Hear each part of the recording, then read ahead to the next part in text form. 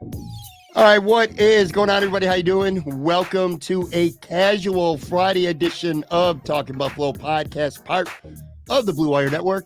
I'm your host, Patrick Moran. Thank you very much for locking in. Video side, audio side, I appreciate all you guys. Like I said, casual Friday. That means I am joined, as always, by my good buddy, recurring guest, Aaron Quinn from Yo. Cover One. I want to ask you how you're doing. I know how you're doing. You're doing pretty good, but man, we're going to talk. I did an episode on Wednesday that was completely dedicated to what happened with Jerry Sullivan, and we'll talk a little bit about that today. But we are going to talk actual Buffalo Bills today. Cole Beasley, lots of news to get to. Big game this weekend. Nobody's big talking about game. it. It's a weird week. It is a weird week, man. We'll do our medal stand too this week. We're going to be doing in sync songs, and Aaron's wife is kind of mad at me over this one. We're going to do in sync songs, and we're going to do overrated former Buffalo Bills. We're going to put them on the medal stand. Before that, I'll tell you, man, like you said, this has been a busy week with Bills news and a big game coming up. But, we talk about this often enough.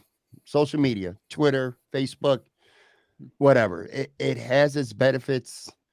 You're a content creator like myself. You know that it's important to be able to promote your work, to promote your brand. You make some good connections. I would never know you if it weren't for social media. You know what I mean? So there's a lot of good things about social media, but dude, it is such a goddamn cesspool sometimes. And I feel like between the stuff that happened with Jerry Sullivan and Cole Beasley coming back to Buffalo and, some of the beliefs and statements that he's made in the past, and just, I don't know, the tension from the Buffalo Twitter side of late, it's been awful, dude, ain't it? I know you see it, man. I see, man. I was in the mud yesterday, early 24 hours ago. We're recording this live on Thursday, and on Wednesday it was absolute, lack of a better term, shit show on Buffalo Twitter in the morning. I apologize to a lot of people because I got in the mix of some of it. A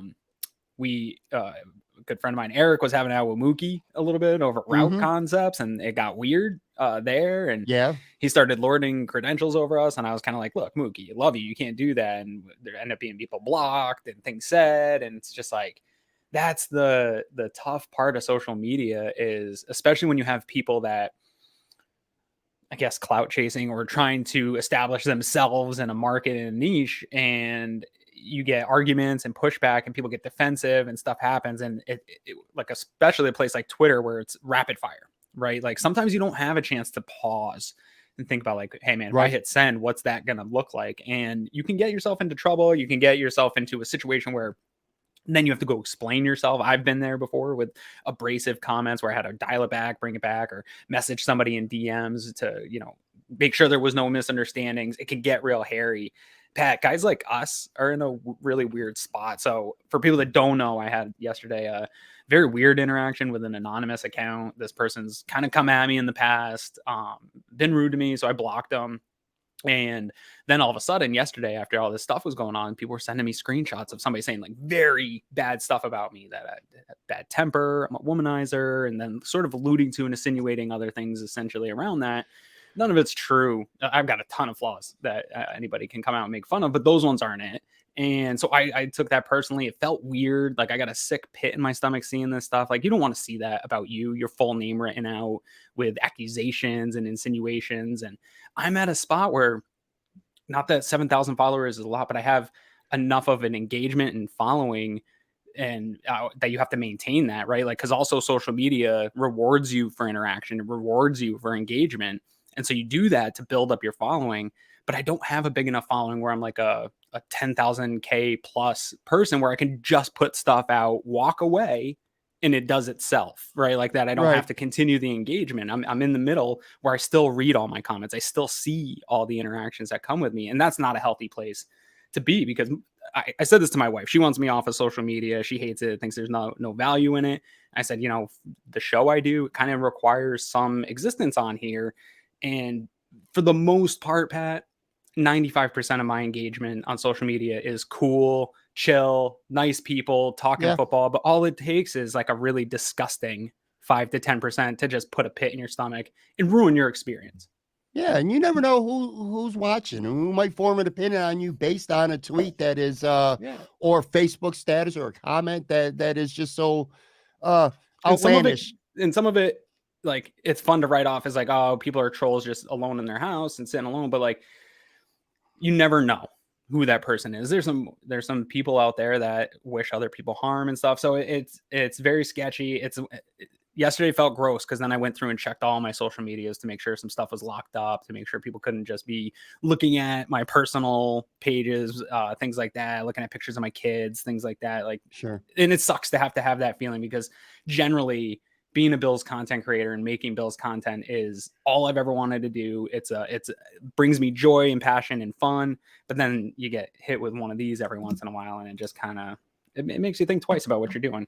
It does. And, this is social media related. So I'm going to circle back to something you were talking about for people watching or listening who don't know what Aaron was referring to.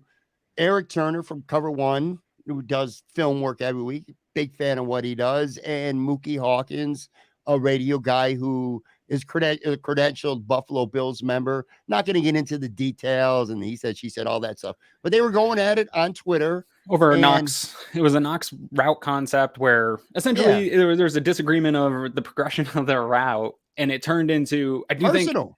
Yeah, and here's the problem. Like, if you're going to get in progression talks on routes, like, Eric's going to win. He does the research. He knows the offensive concepts. He's going to talk to the players and confirm these things. Like, he doesn't put stuff out there unless he can confirm in playbooks. Dude, this guy's got a repository of like old playbooks, film, stuff like that. And so, not that Mookie's not a smart guy. I love Mookie. I'm a big fan of Mookie's, but he challenged that, and Eric continued to shoot him down. And then it got personal, and it was, I know more than you, and because I'm credentialed, clearly that I'm more capable than you, and stuff like that. And to me, there's no place for that in any of this, what we do. Like, I have disagreements with content creators. I've had beef with the beat guys, but like, to take it to a personal level and hang something over somebody else's head in a public way, I thought there was no place for it.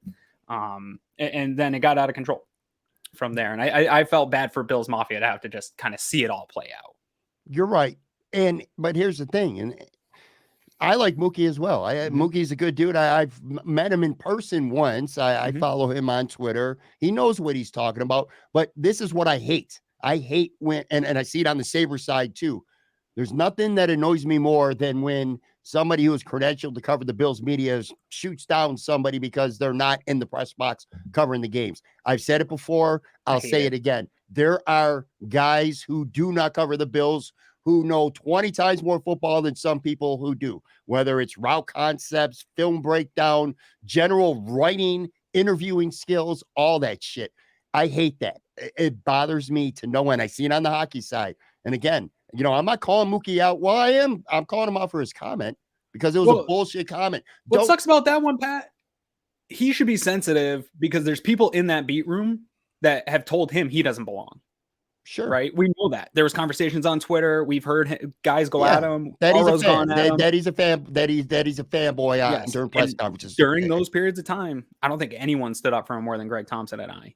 And I came to his defense and said, that's bullshit. These beat guys are prestigious. They're trying to, dog on him. And I think he's fine in that room. And so I thought that he would maybe have some more understanding of the difference of, like, to throw the credentials in our face after all that. That's my problem with what he said. Not my problem with him necessarily as a human being. I like Mookie, my interaction with him, and I like what he does on Twitter. I don't like the fact that he said it. He put it out there for everyone to see. That's why I'm in the room and you're not. I see it on the hockey side with Mike Harrington. I like Mike Harrington. A lot of people, I know it's unpopular to say you're not a hockey guy, so you probably don't pay much attention. Mike Harrington has me blocked. He has a lot of people blocked. There's a lot of hockey people who can't stand Mike Harrington. I like Mike. All right. So, it's just how it is. He's always been good to me. Me and him have a good relationship. I've even met him out and did a show with him before over Wings. He's a good dude to me.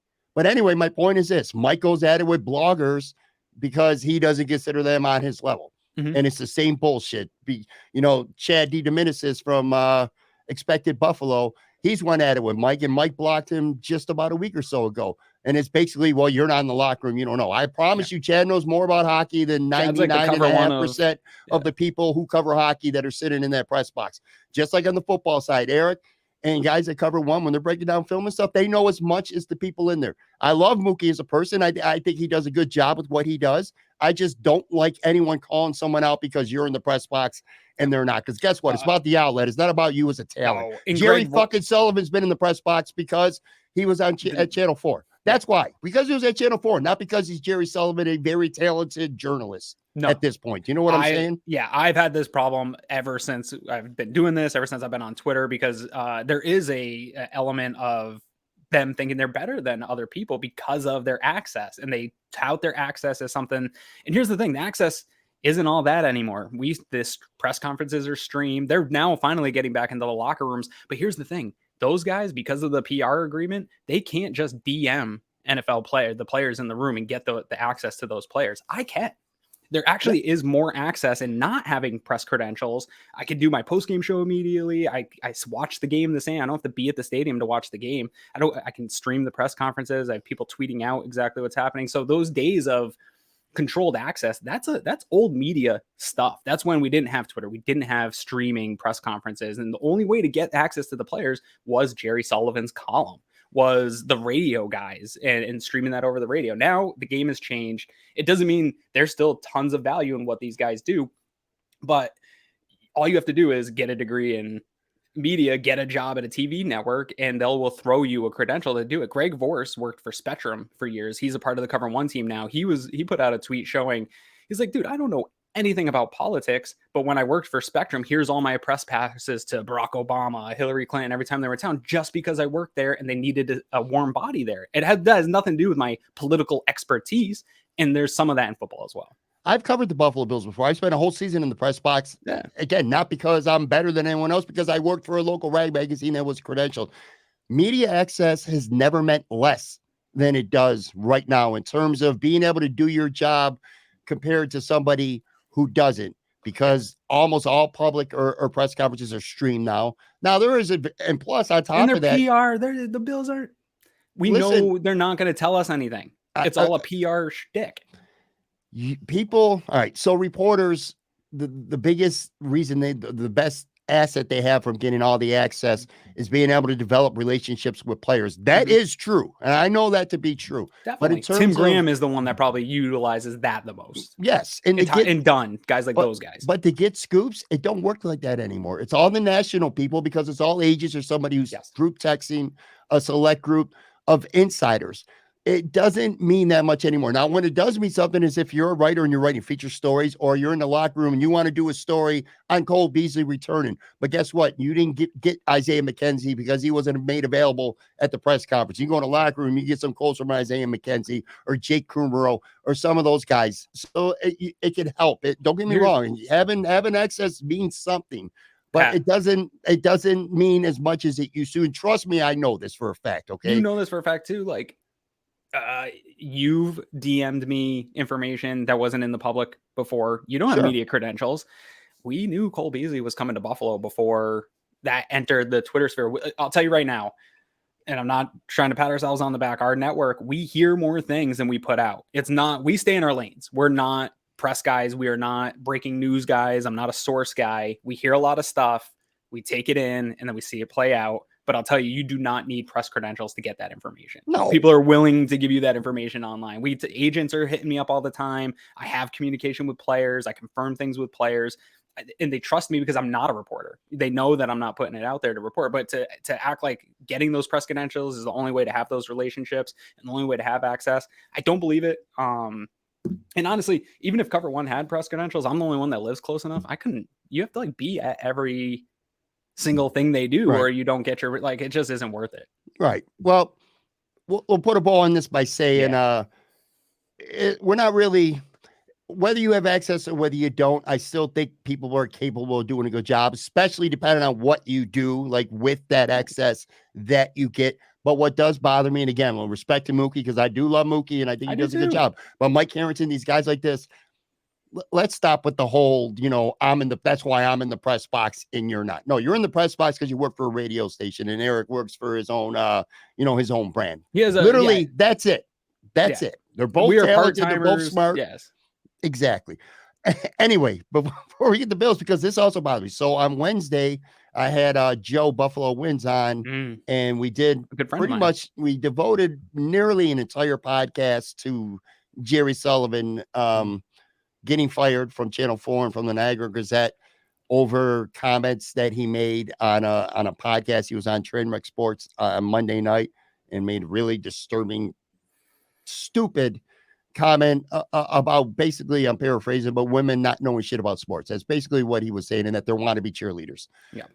No room for that in society. No, certainly no room for that in Buffalo. And when it comes to talking sports, rightfully so, he got canned, and we talked about it. Feedback was, and by the way, I was telling you this before we started taping, that was probably the most downloaded episode I've had in 6 months. So clearly, and I think don't let Joe know, or don't let him know, because he's going to want to be back on. Oh, he's already started with that shit about being on the podcast more. Getting a new microphone, shit like that. But anyway, he did a good job on the show, and that's a good topic for him.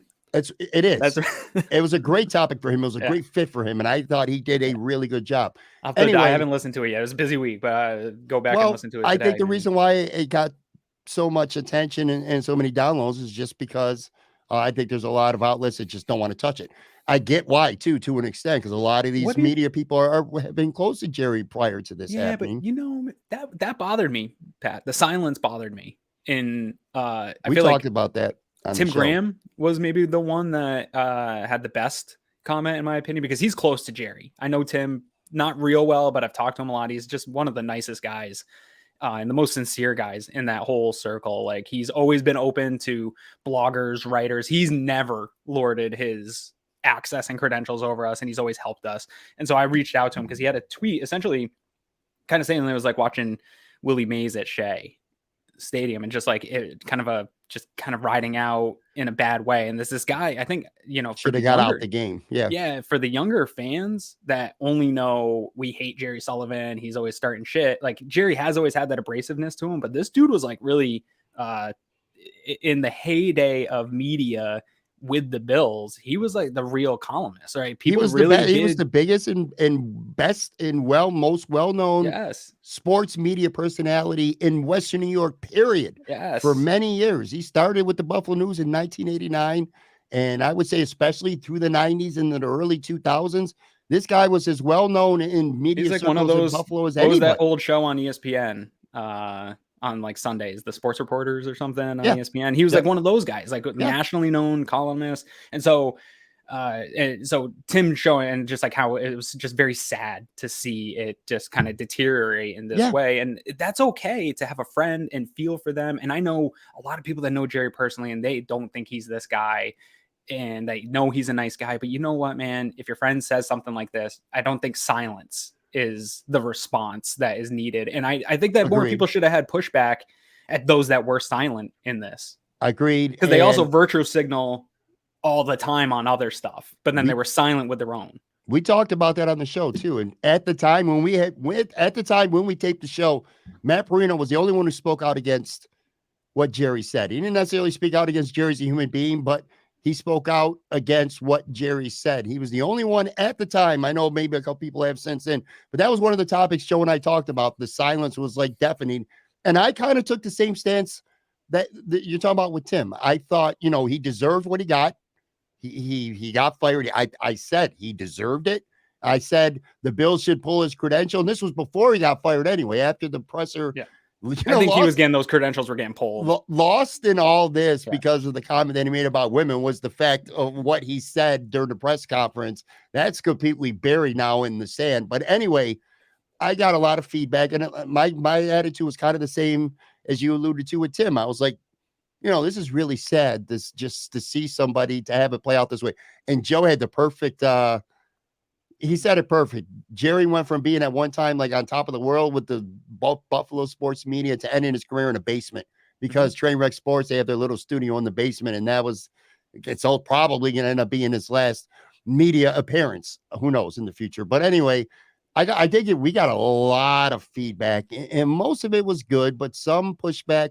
People said that I was too soft on Sully, which again, I literally said he deserved to be fired. He should be allowed to cover Bills games anymore, and he got what he deserved. I mean, and I also said his apology that he put out on Twitter. I thought that really felt flat. Him putting women's sports advocate in his Twitter profile. He got paid. He was getting paid. He got paid. You can't say that. Channel 4 was paying you to cover women's sports to write feature stories. Yes. I mean, it's not like he's the only one. So whoever comes there next is going to do the exact same thing. Whoever takes that position next. But and listen, one more thing too, and then I kind of want to be done with this because this bothered me. So you were talking about somebody who was saying inaccurate bullshit about you on Twitter last night. So we're taping this Thursday. Wednesday night, I come home. I worked, and so I shouldn't let, just like you shouldn't let comments from other people bother you, because I think there's people out there who just want to get a rise and incite a reaction. Then I think there's just some people who just don't know what they're talking about necessarily, or they don't know you. At least they might know what they're talking about generally, but they don't know you specifically. Yeah. So I come home and listen. I'm not going to say the person's name, and I'm not going to say the outlet. I decided against responding. I was going to respond last night and go off on make this long thread, and then I just said, "Nah, I'm going to let cooler heads prevail." Like you said, kind of taking a step back and not reacting instantly. But somebody said last night, a woman said to me in a tweet, she hadn't watched the show yet. She was looking forward to listening and watching. But then she says, "I do feel like this is a good time to say, Pat, that you should have more women on your podcast.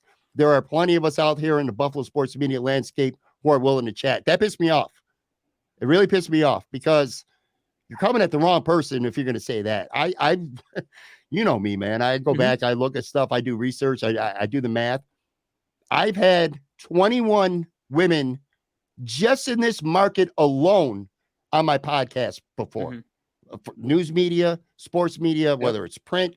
I'm not going to go through the names. Just trust me, man. There's been a lot. Over 20 of them I've had on my show already. And that's not even nationally, man. I've had Josina Anderson and Olivia Harlan. I've had tons of women on my show. So, and I've also, people who only on Twitter would be familiar with this name, but Seltzer Mom. Her name's Taylor Fulton. Yeah. She's a blogger. She's a Michigan girl. She works for a Michigan website. She's really knowledgeable in sports. I've reached out to her. You can ask her several times about having her on for a regular segment, just like I do you and Joe Yurden. She's just been real busy. We hadn't been able to work that out yet.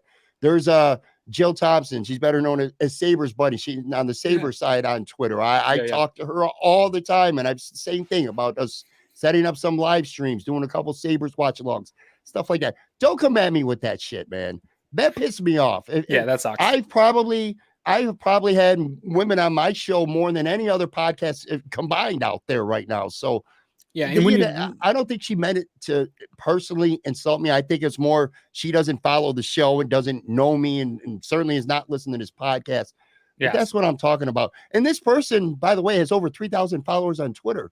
That's what annoyed me, because she puts that out there, and there's probably some people who are new to me, who are new to this podcast, who think, "Oh, Pat don't have women on his show." What a complete crock of shit that is. Yeah. I mean, you could definitely say that about my show. I think we've had one female guest, maybe two female guests on in our entire 5-year span. Part of this problem also, your show's different because you have conversations of people within the market. So you're going to get that in your net, right? Women in sports, there's still a problem of access of women in sports and other people taking that seriously. And so like when we're doing our show, there is not, when we look for a Dolphins commentator, it's primarily going to be dudes. When you look up the podcast, it's mostly 85-90% are men, and I don't know why it is and whether or not that's unfair, but I don't think that anyone should be shamed of the representation on their show, especially when you have it, when you actually do have it. And you have to, that representation has to equal how, like, in sports media you're going to have primarily men in these positions right now, whether that's fair or not. That just is the way it is. You look at the Buffalo Beat, it's probably 85% men, and then there's a sprinkle of some females on the beat there as well. You've had some of them on. Like, I think your distribution's equal. I think the problem is how do we come up with, I guess, how do we find ways to encourage women that want to get into sports and want to do this to have a place to do it, because I guarantee you, if intelligent women are putting out stuff on YouTube, it's not going to be pretty in the comment section. There's just too much hate towards women in sports. I see it all the time. Mina Kimes is one of the absolute I talk top... about it with my guests when I have a female on. We talk about that stuff. Mina like that. is like the top dog in ESPN in terms of talking football. Like, I'd rather hear her than Dan Orlovsky. I'll tell you that right now. 100% of the time, I'd rather hear her opinion. And every day in her mentions, there's some idiot out there with some misogynistic comment trying to chop her down. And it's like, dude, this woman knows, she's forgotten more football than you remember. Yeah. And it's just, I don't know what it is that we need to do to get guys past that, because it's not a woman problem. I talk to plenty of idiotic men every single day about football. Sure. It's not that women don't know football. Plenty of women know football. It's the respect that they get when they speak.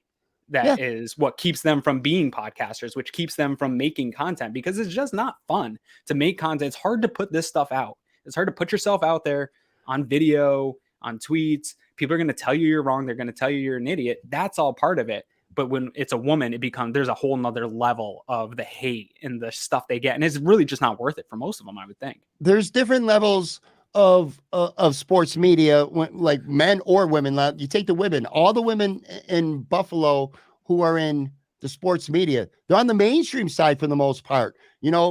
Heather Prusak and Julianne Pelusi and all these great reporters, Elena from ESPN, Catherine Fitzgerald, who I love. You know what I mean? First of all, I've had them all on my podcast. Yes, you have. Secondly, they don't have the time to do these shows on a regular basis. They're busy.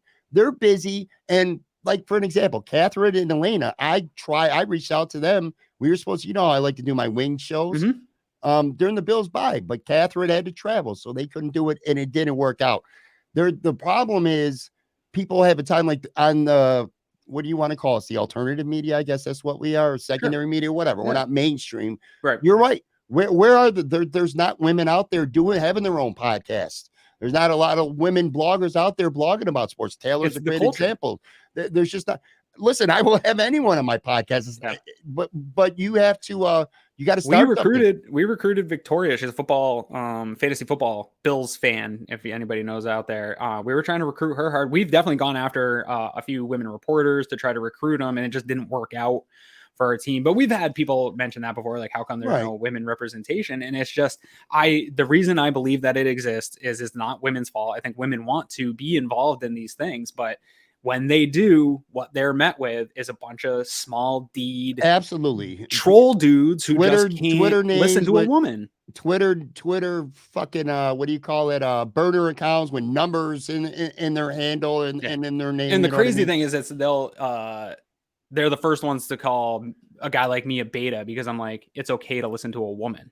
Yeah. And they'll be like, oh, you beta, whatever it is. Like, these people have the smallest D energy out there, and it sucks, because it does, for any women that want to get involved in this. I would feel, I say it all the time, I'm so happy that I'm a man on the internet. I would not want to be a female on the internet. You are just at a disadvantage, because dudes are creeps, for one, and a lot of dudes are jerks, and they just, no matter what topic it is, they're just not going to listen to you, and they're going to be mean, and they're going to be hurtful, and you just don't see it on the other side. Like, I don't have women coming into my mentions or into our YouTube comments just like shitting on us. That just doesn't happen. It's only reversed the other way. I don't know how to fix it.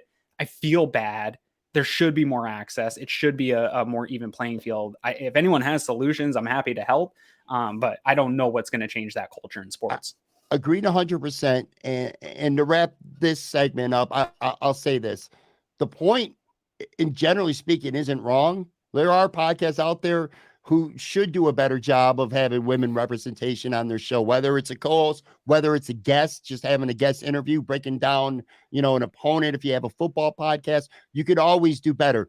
Mm-hmm. The point wasn't wrong, but what annoyed me is that I felt personal towards me when I've went out of my way to, I always have women on my podcast. Some of my favorite episodes have been with women. I love talking about their life and their career. And one of the things I always talk about when I have a woman on the show is some of the bullshit that they have to overcome just because the fact that they're a woman. But what bothered me the most is, like, I have first of all, I only have a certain amount of time per week to do a podcast. I have Joe Yurden on every Tuesday, and I have you on every Friday. That's 2 shows right there. Yeah. I have and you some guys on. men on Twitter would say that I'm pretty close to a woman. So I've been told it. I have you guys on for, a couple of reasons. Number one, the chemistry. I know you and I know Joe well. I don't need to sit there. I don't have 2-3 hours sometimes to put a bunch of notes. Yeah, we don't really together. prep for this, right? I write like 3 or 4 things down and then we just roll. But you guys are flexible. Like I'm able to work around my schedule with you guys. Like for an example, you and I are taping this every Thursday morning at 9:30. You know what I mean? Mm-hmm. You guys are talented. People like listening and watching. Thanks, you. So I care about that stuff. You know what I mean? So I only have 2 to 3 shows per week. So I'm limited in when I have any guests, male or female, outside of you or Joe. I don't know. Like I said, I get why you took it. I get why you want to clarify it, because it's the same reason people were like, "Hey, why did you give spotlight to that dude saying things about you?" And it's, man, we also see how quickly that stuff can deteriorate on social media, and we work so hard to put out this content, have a brand, and our names are associated to it, Pat. Like it's who we are now, and you are defensive over that. I am defensive over my brand, over my name, and I don't want it to be dragged. And it can happen quick on social media. You can turn around and people can take things way the wrong way and twist it up, and you're left out there to dry. So I don't mind anyone running to their own defense. Yeah, I do care about my perception. I do care. Some people say, "Oh, I don't care what other people think about me." I do. I care about what other people think about me. And again, somebody who has a decent following on Twitter could put something out like that. And if it was, I don't think it was her intention to be personally insulting towards me, but someone could look at that tweet, perceive it, and say, you know what, this is somebody who doesn't represent women on his show. And I'm just calling it out because that part is bullshit. But anyway, let's take a real quick break. Come back. We're gonna talk some Buffalo Bills. Cole Beasley is back. I know Aaron's got some thoughts on that. Be right back, folks.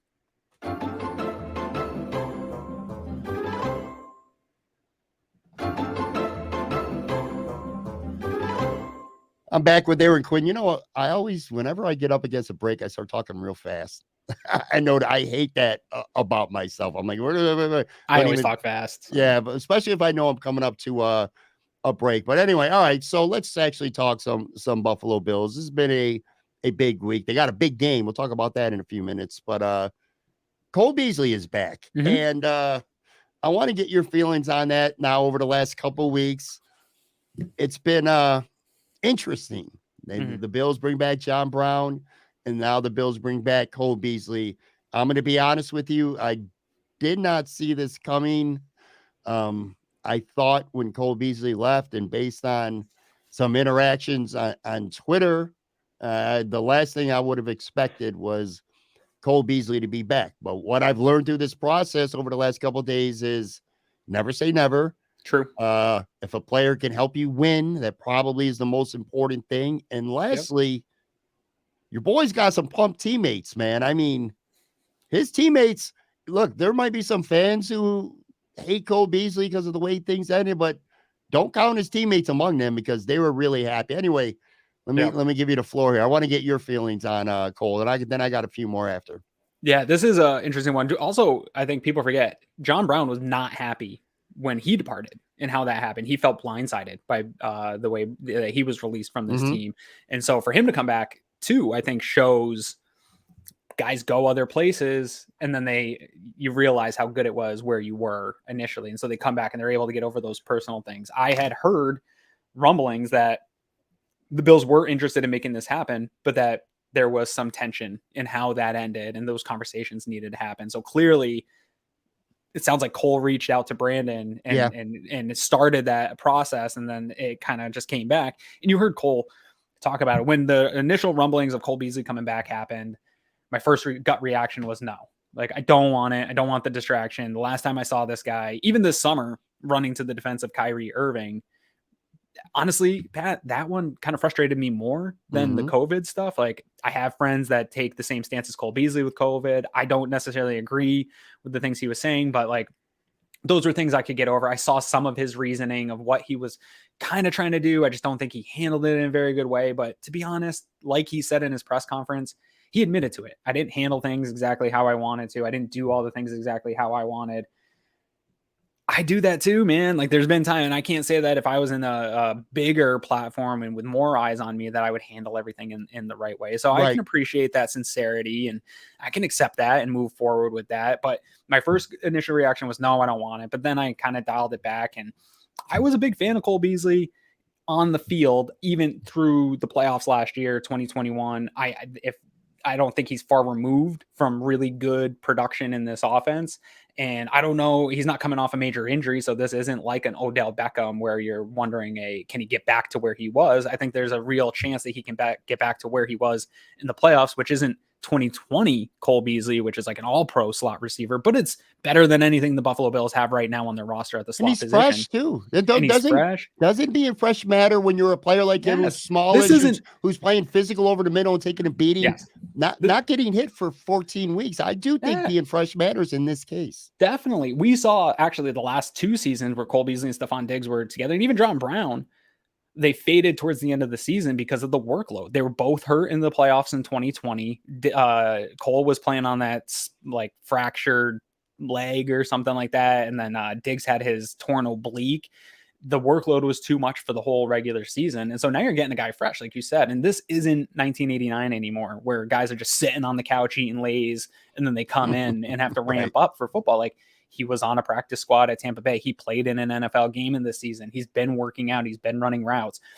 Now he's acclimating through the practice. These guys are elite athletes that are in shape, ready to go all season long. So that doesn't concern me as much. And I do think it's nice that he can come in and have a small workload for really maximum of 2 months here, right? We got a month left of football, 4 games, and then a 4-game run through the playoffs, 3-game run through the playoffs. So that's all you're looking to get out of him. We're talking right now on the Cover One Slack channel, which is going all the time. It's a great community. We're trying to figure out kind of what to expect out of that production. And I think even if Cole Beasley comes in and it's 4 to 5 plays a game and 3 of them are moving the chains on those third downs, that's all this Bills offense needs. You will go back and watch that Jets game, man. If they could have converted 1 or 2 more third down attempts, I think that game's a huge blowout, right? And then that's been the case for this Bills team a little bit this year.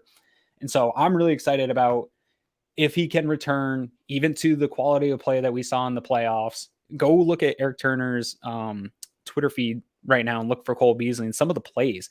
And some of the Brandon Beane and Josh Allen talked about how they see the game the same way. They see the zone coverages the same way. And you don't have that right now in the Bills offense. And he really does. Like, he squats in these spots where he just knows the cornerback's leverage. And once the cornerback plants his foot or has his body weight shifted one way, Cole knows exactly where to be to have the most space to pick up that third down. That is missing from this offense. Josh talked about the route concepts they aren't even able to use in this offense because they don't have a guy that was able to do the things Cole Beasley was able to do. And so I'm excited to get this back, but I do want to pump the brakes on. I don't think it's going to be 2020 Cole Beasley. I don't even know if we'll see the type of success that he had in 2021, where he had multiple games of 7, 9 catches. I think it'll be a limited role. I think Isaiah McKenzie is not just going to take a back seat. He'll still be part of this offense. You still have other guys you got to get the ball, but I think it's just giving Josh the security blanket. And the pro Anthony Prohaska put out a question on Twitter today asking, outside of Stephon Diggs, which pass catcher do you trust the most for the Buffalo Bills? And it really is kind of a blank, all of them equally. I don't trust any one of them more than the other ones. I would insert, as assuming he's healthy and ready to play, and similar to what we saw in 2021, Cole Beasley would be that guy that I would trust next in terms of hands and knowing where to be and trust with Josh. I'll say this, 2 things. One, you're not a huge wrestling fan. No. But I will say Used to be. McMahon ruined it for me. Well, in WWE, it was always never say never. That was like a WWE thing. Stone Cold Steve Austin was left on the worst of terms. The Ultimate Warrior left on the worst of terms, and you're never going to see these guys again. Well, always what's best for business, and these guys end up coming back. I think even with the AEW, Cody Rhodes. Right. Yeah, that's another good example. Never say never with guys coming back. So I think Cole Beasley is back. We were watching that Jets game, and I know I'm not the only one who thought this. Now, I didn't think Cole Beasley specifically, but we all saw Isaiah McKenzie, who does make plays from time to time. He's productive, but he's not trustworthy. We saw him drop a third down pass. We saw him drop 2 passes on Sunday, and all I kept thinking was, They got to be better here. You broke down a lot of things, but I think at the end of the day, you said the word trust. And I think that's the biggest thing with Cole Beasley. The Bills, Josh Allen specifically, trust Cole Beasley. And I'm going to take it one step This was further. a Josh Allen move, by the way. Sure. The John Brown and Cole Beasley coming back. We were told Josh went to Bean to get this to happen. Yep. That was reported, at least about Cole Beasley anyway. And real quick, you talked about the players in the locker room. That was never something that I even thought for a second would be at all a concern with this Buffalo Bills team. We know they love Cole Beasley. Even during all that stuff, we saw multiple people coming out in support of Cole Beasley during that time. Fans listening, if you don't know, I've never been part of an NFL locker room, but I've been involved in sports. I've talked to enough players. Locker rooms are different than the rest of the world, the rest of reality. These dudes put in so much work week in and week out in preparation for a game. That work alone to get to that point is so bonding, and there's so much that goes into it, and you're putting everything on the line, and then you go out and do it. It's a battle. You're at war, standing next to these guys going to battle. You got guys like Cole Beasley that played on a broken leg, that played through hurt ribs for a month and gave you everything. It doesn't matter. He could have the worst opinions in the world. Look at Richie Incognito. Richie Incognito did terrible things. If that existed in this climate of Twitter and how we are, Richie Incognito would get shot into the sun with some of the stuff he did. But then you heard leaders in our community like Lorenzo Alexander talking about how I hated playing against him, but I love going to war with this guy and that he's great in the locker room and all this stuff. So while we have our own personal opinions and the real world exists, where those opinions matter and people judge you based on those opinions, in locker rooms, it's really all about ball, and it's really all about going to war with those guys and who you trust in doing that. And that's why I knew Cole Beasley would come right back in and be celebrated and hugged and wanted back. I don't think, and I want to be wrong, but I don't expect much from John Brown. They took one deep shot with the Jets. He had it too, though. He had it. He did. But listen, I would not be surprised come playoff time. I know, all the sentiments are out there right now. People are in their fields. The band's back together. Did you see my edit? You would have liked my edit. I did it 2 years ago or whatever. It was the cover of Belle Biv DeVoe's Poison. And I put Beasley, Brown, and Diggs, BBD. Yeah. Oh, that's good. I didn't see that. That is good. I didn't see it though. But anyway, here's the thing. The band's back together. I don't think the band's going to be back together for very long. I would not be surprised if Jay Kumaro comes back. One of these receivers come back that John Brown ends up released before the playoffs. But I do think, and this is where I somewhat disagree with you about Cole Beasley's role. Maybe not this Saturday. I almost said Saturday night.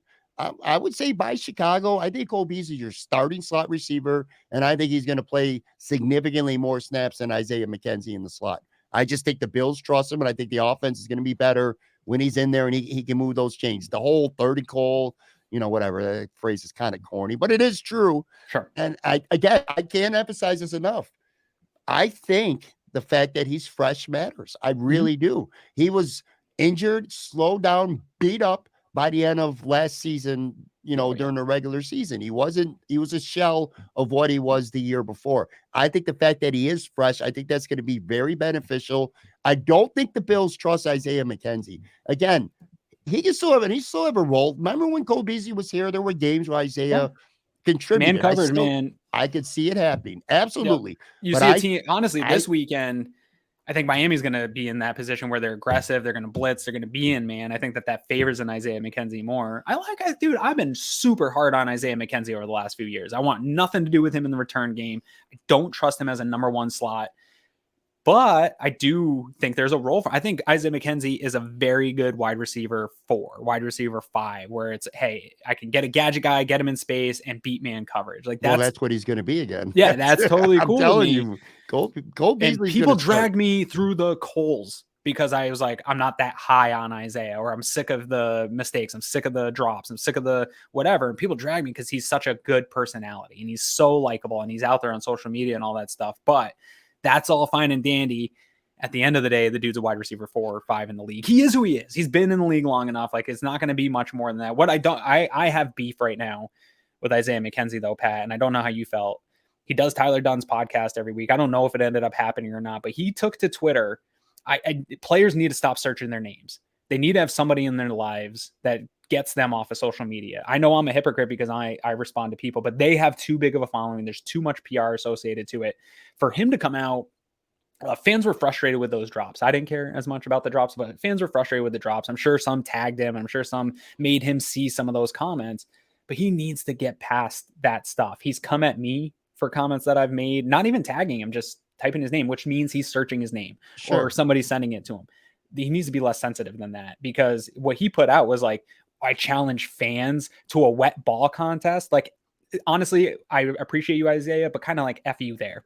You know what? We're not paid to be NFL wide receivers.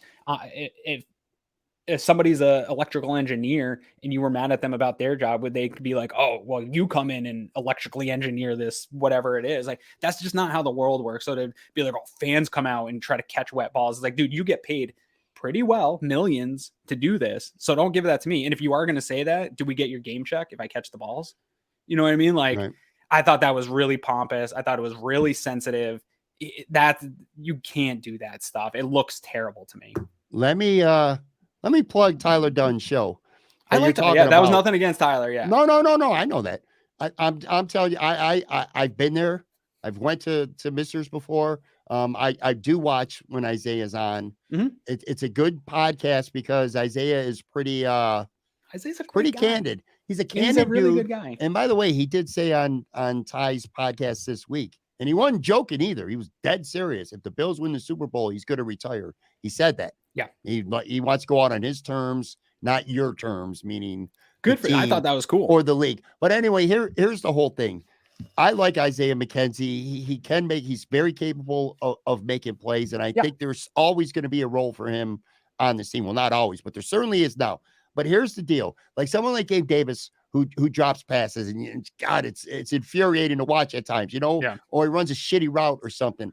Gabe Davis is capable of going 85 yards down the field or 98 yards down the field and scoring a touchdown. Gabe Davis is capable of having 4 touchdown catches in a game, 200 yards receiving in a game. You kind of got to live with some of the bullshit with Gabe Davis because of what his ceiling is and what he can do. To me, the one position on this offense where you have to be 100% trustworthy, you have to have good hands, you got to move the chains, you got to catch the ball as a slot receiver. And I do not trust Isaiah McKenzie. I like him, but I don't trust him. I do trust Cole Beasley. You know what I'm saying? That's why I think Cole Beasley, maybe not against Miami, but certainly probably the next week against Chicago. He knows this offense. I'm not going to guarantee you. I'd be stunned if he doesn't have a significant role and if he's not out snapping Isaiah. Real quick, too. Probably not good news, although I don't think it would have mattered anyway because he's not still doing a lot at this point in the season, but probably not good news if you're a Khalil Shakir fan. If you're clamoring for more Khalil Shakir, probably not good news for you. I don't think he's going to see more. Actually, he might even be a game day inactive by the end of the season. To be honest, I think it's not good news for you if you were concerned about his production in 2022. I think this is great news for Khalil Shakir if he can grab his notebook and just sit right next to Cole Beasley in the film room and do everything he can, because we had heard a couple of years now that Isaiah McKenzie was learning a lot from Cole Beasley about the slot position, and that's cool, and I'm sure it made him a better slot, but he is not a complete slot. We heard it right out of Brandon Beane's mouth. We heard it right out of Josh Allen's mouth that the inability of the slot to do what Cole Beasley does has limited this offense. To me, that's kind of a direct shot at Isaiah for not, at this point in his career, whatever it is, 7 years into his career, he can't refine his game to that point. That's fine. We don't have time to invest in that anymore, in my opinion. He already said if they win the Super Bowl, he's gone. So all investment needs to be getting Khalil Shakir to be the slot receiver that this offense needs him to be. And I don't need it to happen in 2022. As much as I like him and as much as I was buying into that preseason hype, I really like this player. I do think if he is able to grab that notebook and just get right next to Cole Beasley and learn the slot position, that this could be a very big benefit for him. So it hurts him maybe right now in terms of getting on the field and that 25% snap count that he had. But I think ultimately it's going to do more benefit to him. I completely agree. He will be I like him going forward. I'm talking about people who are clamoring for him right now. You watching the Jets. It's because we like new toys. Yes. And I also don't like Isaiah McKenzie dropping passes. So when I see that, I'm clamoring for Khalil Shakir. With Cole Beasley here, it wouldn't even surprise me, maybe not this week, but soon enough, that he's a game day inactive, which again, frustrating short term, but long term, I think things will be fine. I think The other person who you might lose out on a little bit right now is Nyheim Hines. I think McKenzie will probably get more gadget snaps because he won't be playing the slot as much with Cole Beasley there, which means Hines might even get less work at running back, unless James Cook fumbles and fucks up or something, because his leash is short with the Buffalo Bills right now. We see that all the time. But I think Hines, I've been battling back. I know this isn't what you're saying. There's been some frustration about, hey, they traded for this guy. He needs to get more involved in the offense. I think he's very involved in this team and in this offense.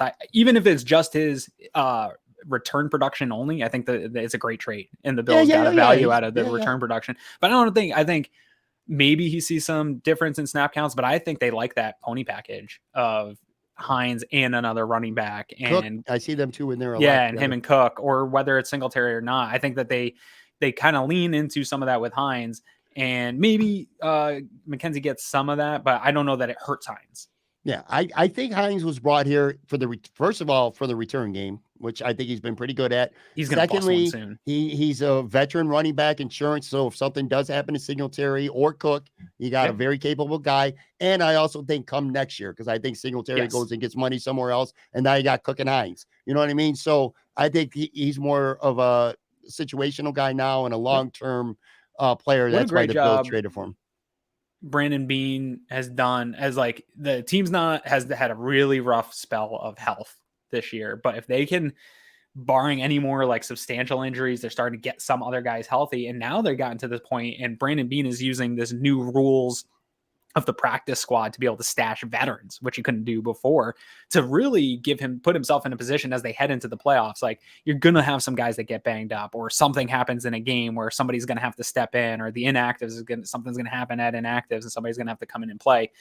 Brandon Beane, at least at skill positions in certain positions, has stacked it to where, gosh, if you need it in a pinch, you got John Brown, right? Like, there's all these things, or like Khalil Shakir's sitting back there as one of your better draft picks who has shown some ability to do something. Like, he's back there as insurance. You have Nyheim Hines as your third running back, where if something happens to that room, you can bring him in. He's got playoff experience. Like, I think this is a very good job by Brandon Beane to build up that reservoir of, it's not top end talent, but it's good enough to come in and make sure your floor doesn't bottom out in the playoffs, because it's harder to acquire talent after the trade deadline. Like, you really like to get a Cole Beasley this time of year is rare. And so the ability of hiding guys on that practice squad, utilizing all the tools available to you to make sure that you have some depth for this playoff run, I thought was a fantastic job by Mr. Beane. Real quick, can we forget about Odell Beckham Jr. for 2022? Beane said no. I think so. I don't believe him. I don't think he's playing. I think all the teams he's playing anywhere. I don't think he's playing. I don't think he's playing anywhere. Dallas. I don't think it's a coincidence. Dallas signs Hilton. The Bills signed Beasley, both within 24 hours of each other. I think they know that OBJ is not going to be playing this year. Anyway, real quick, then I want to get to the medal stand. So Bills Dolphins this week. First of all, what a luxury it was for Miami to lose to the Chargers last week. The Bills have a little, if you're talking divisionally, I think the Bills need to win out to win the top seed in the AFC. I'm pretty sure you feel the same. But anyway, now in the division, they got currently a 2-game lead, which is ironic because the Bills theoretically could lose at home against Miami, get swept by the Dolphins, win out, and still win the division. So that loss by Miami to the Chargers was huge. Last week, I know where we are. I know we live in Western New York, but I was pissed last week at the weather. I hate those shitty elements. My preference, generally speaking, with the Bills and this offense is give me 35-degree weather with minimal wind, and I'll go up against anybody and be happy about it. This week, though, if that snow wants to come up, I think I'm pretty good with that, because I think the worse the weather is this week, I think is a big advantage to the Bills, where when they were playing the Jets, I didn't feel that way, but I do feel that way against Miami. They got Tua, who's played very well, but he's a noodle arm. They don't got a strong running game. They're based, they have speed receivers. Yeah. Give me snow, give me wind, give me all this shit for Saturday night. Yeah, Dan Orlowski this morning, it was brought to my attention. He was talking about, and I understand why he was saying what he was saying, but he was talking about, run at Taron Johnson as that's what Miami needs to do in this game. It's like, yes, I hope that Mike McDaniels looks at that. I mean, there's a chance that they could get this running game going. They have talented backs. He has developed really good run schemes in the past. So at any week, it could get going. I have not seen seen it, especially over the past few weeks. We haven't seen it develop. And the Bills' run defense is one of the best in the NFL by a lot, too. Like they're number 3 DVOA. They're number 1 in stuffed runs, according to Football Outsiders. So he was talking about, running at Taron. He's got some missed tackles, but Taron also has 11 run stops. And that's good for 4th among cornerbacks in the NFL. So yes, run at the strength of the defense. I would absolutely love to see that play out. And I think it's really funny. Miami fans are like, oh, all Buffalo fans are talking about is the weather. But the way the Miami organization is downplaying the weather, and like Tua's quote the other day, like, guys, it snows in Alabama. Like, I don't think they know what they're getting into. This sounds like people that have no idea what they're talking about. Pat, I just brought my kid to school and it's freaking ice everywhere. It is sloppy. It's wet. It's like 35 degrees. It is terrible outside. Last night, I took the trash out before my show, just walked around the corner of my house. To my core was cold. It was like 26 degrees. Absolutely free. It's miserable. You hate this stuff. You hate this weather. I hate it. Going out in this type of weather, I don't care who you are, how long you've done it, how long you played for. Where the biggest difference is to me isn't so much like, I think once you get playing, the adrenaline's flowing, all that stuff. It's the stuff we've heard about a couple of years ago in one of those really cold games. Josh came out, Mitch Trubisky was in a certain type of undershirt and Josh wanted, they had an extra one and Josh didn't. So now that's all Josh wears. I think Jordan Poyer talked about it on Pat McAfee's podcast. Like that's really, I think, where the advantage comes in. None of them like the cold. They all would prefer to live in California and Florida and play in nice temperatures. But I think the experience of a lot of the players on the Bills roster is knowing what equipment to wear, knowing how to go through a game like this in the cold, where these other guys, this is going to be Tua's most cold game of his career. Probably a lot of these guys have not experienced this type of weather. I do think that has some advantage for the Bills. And just even in terms of, hey, we know what stuff to wear and what's comfortable and how to, when I'm on the sidelines, what to do to keep my feet from freezing off. Like stuff like that is going to matter and render itself in this game. It's ironic. I was very concerned and worried to a fault against the Jets last week. That game, I don't know why. I was just really concerned. That defense, man. I feel really comfortable this week, almost scary comfortable that I think the Bills are going to handle business. And I picked a close game. I did pick a close game. Just I don't think it's going to be a close game. No, Greg didn't either. I hope I'm wrong, dude. I just want to party all Saturday night, right? Like that's all I want. Oh, I'm pissed though. I was supposed to I was going to have a big Christmas party. A bunch of people from work. I was going to invite a bunch of people over, have a nice Christmas party, but the Bills game got flexed, so that kind of sucked. Anyway, sorry. So Aaron likes the Bills in a close game. I actually think the Bills are going to win quite comfortably. Let's end with the medal stand. For people who are tuning in or listening for the first time, basically what I do is I have 2 topics each week. And Aaron's going to award a bronze, a silver, and a gold medal. That's why we call it the medal stand. And then I'll follow up with what I think as well. What should we want to do? Overrated former Bills first? Whichever you want, my man. Let's do it, man. All right. So this is overrated former Bills. Put them on the medal stand. All right. This one is, I think I'm going to get a lot of flack for some of these.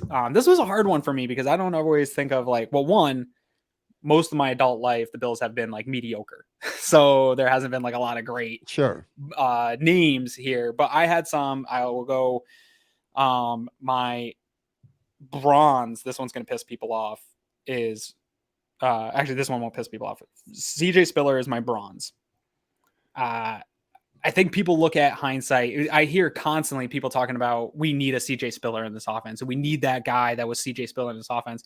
CJ Spiller had one very good season with Chan Gailey. And outside of that, he was a huge bust, in my opinion, as far as a running back for where he was picked and what his skill set was supposed to be. That guy could not help himself, but try to jump outside and make a cut. And then you saw him go to Sean Payton, who's like, you would think that's the absolute perfect situation for a guy with his skill set. And he got even worse. Mm-hmm. I think CJ Spiller is super overrated and people still clamor, oh, we need a CJ Spiller in this offense. No, you don't. You need a running back that has vision and can see the field. I think that he was a benefit of one single season of getting into space with Chan Gailey, and then that went away. So he's up there. This one, I think, is the one that's going to piss people off the most. My silver is Fred Jackson. I think Fred Jackson is an incredibly overrated football player on the field for the Buffalo Bills. In terms of, I think he was just mediocre. I think he was a pretty good running back who had longevity for the Bills and had to play, but they never wanted him to be the starting running back at any point. They always had guys ahead of him. It just injuries, trades, things like that occurred where he always ended up sort of kind of rising back to the top. It's almost like Dane Jackson or Levi Wallace at the corner position where it's like, we're stuck here and we're going to get Freddie. The thing is, Fred embraced this city. He was exactly what the team needed at the time in terms of embracing the fan base, embracing the Mafia. Bills Mafia was just starting at this time, and Fred X was a thing. And so he became a little bit large. His persona within the Mafia became more than who he actually was as a player. And he does have good statistics in terms of long all-time stats for Bills running backs. But if you look at it, it's because of the longevity, right? Like he was here longer than most of those guys. Travis Henry was a better Buffalo Bills running back than Fred Jackson was, right? And so I think I like Fred. I have nothing but respect for Fred. I love when he comes back to do all the stuff that he does. He is a Buffalo Bills legend. He doesn't belong on the Wall of Fame like a lot of people think. And I think that the way the fan base talks about him is what puts him up here for me as an overrated player. Okay. But don't cancel me. And then number one, I don't know how people feel about this one. For me, it was Drew Bledsoe. When Drew Bledsoe came to the Bills, this was supposed to be like, okay, we've had a couple down years. This is going to bring us back. Like we've got the guy in division.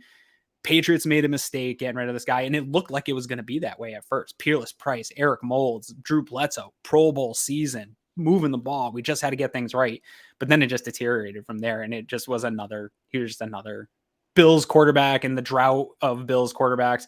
And in big spots, he really shot himself in the foot. The drought could have ended in Drew Bledsoe's reign, and he really is the reason that it wasn't. And so in the fanfare for getting a Drew Bledsoe, what it was supposed to be of we got the franchise guy back and all this stuff, and it never quite met the expectation. So I think that for that reason, I think it was overrated.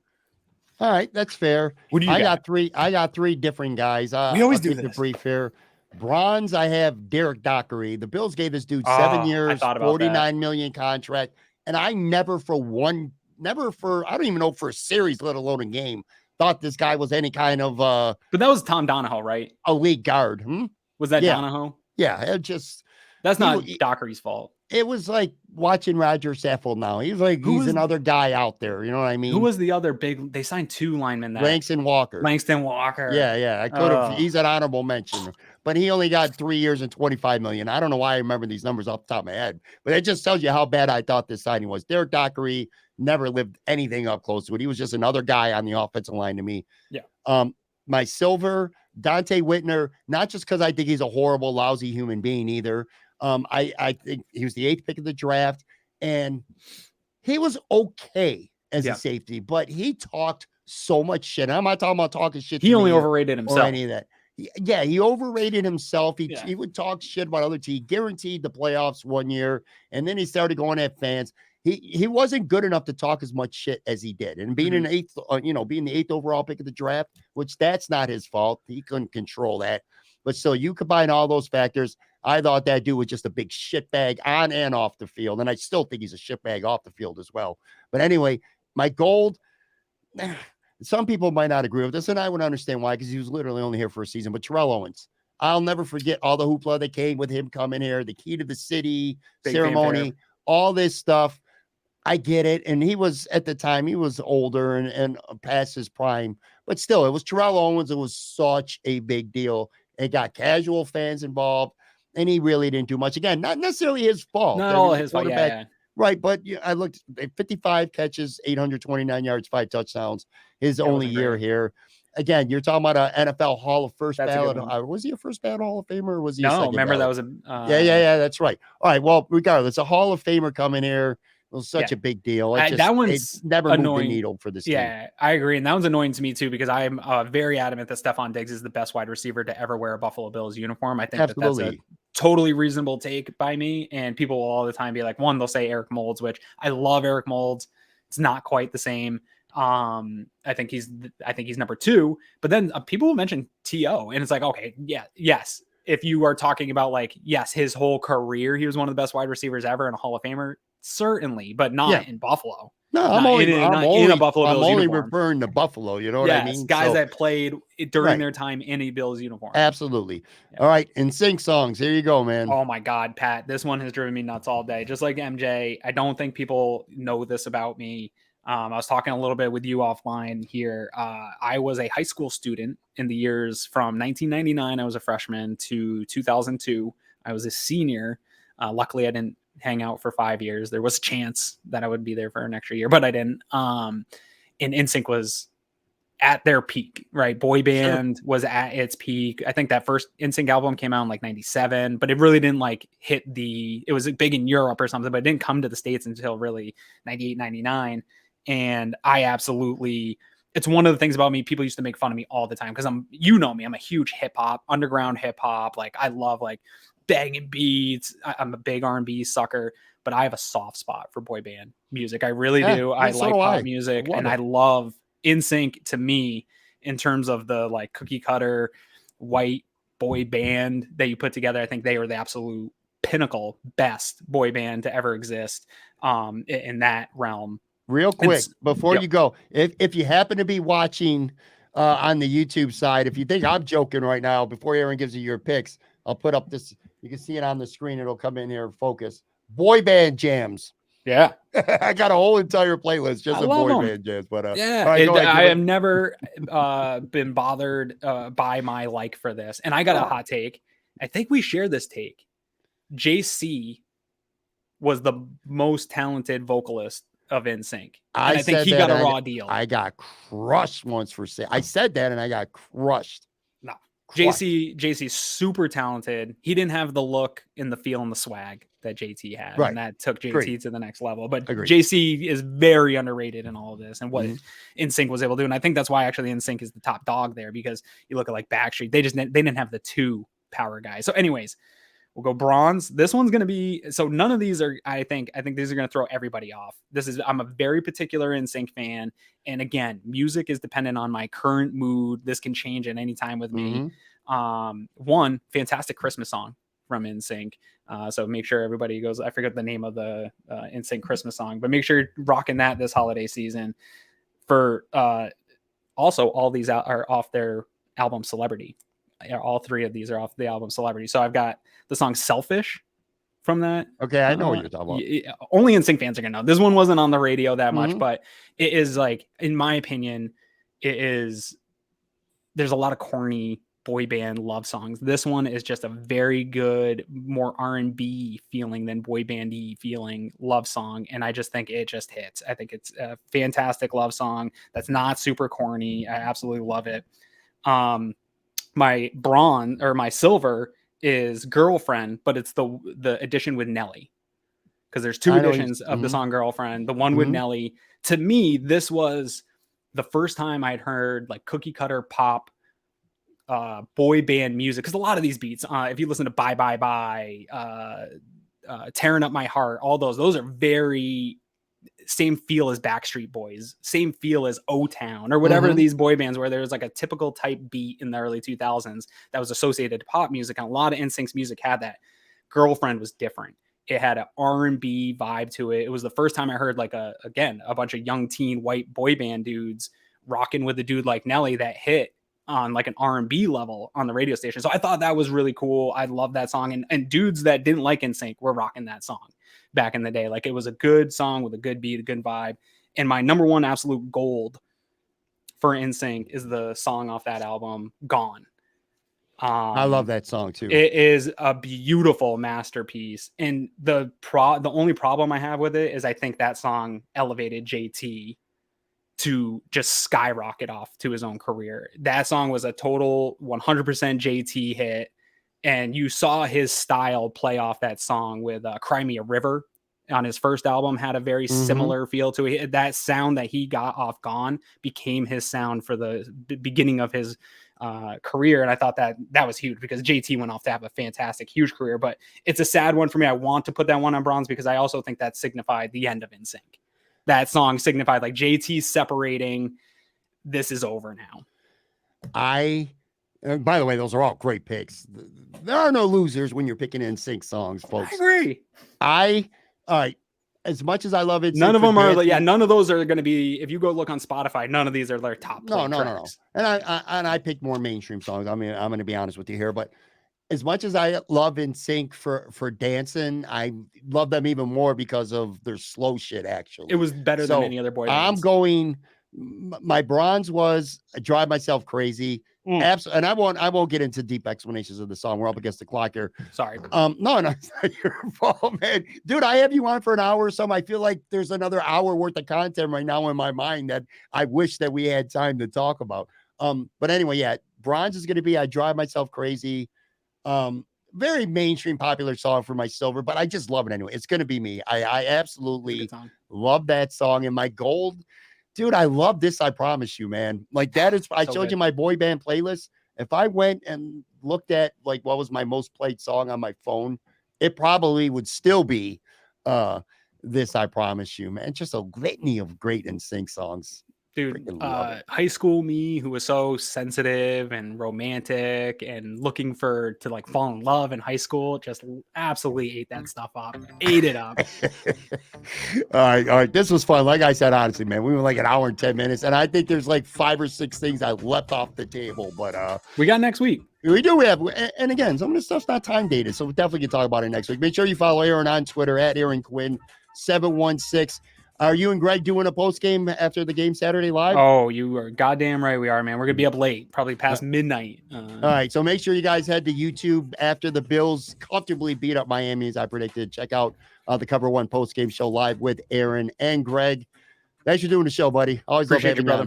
All right, man. All right, guys, I'll talk to you. Have a good weekend, and I'll probably be back with a new episode on Monday.